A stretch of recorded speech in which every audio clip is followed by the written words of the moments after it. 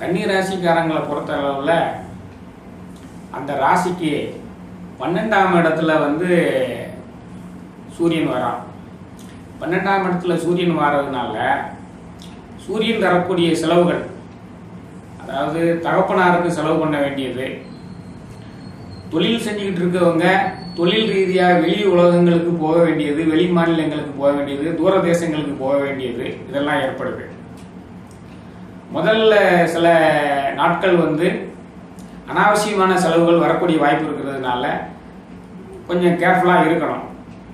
அதுக்கு பிறகு தகப்பனார் சம்பந்தமான செலவுகள், மனைவி சம்பந்தமான செலவுகள், பிள்ளைகள் சம்பந்தமான செலவுகள்லாம் இருக்குது.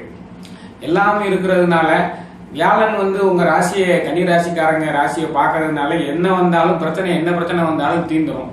அதனால கவலைப்பட வேண்டியதில்லை கன்னி ராசிக்காரங்க.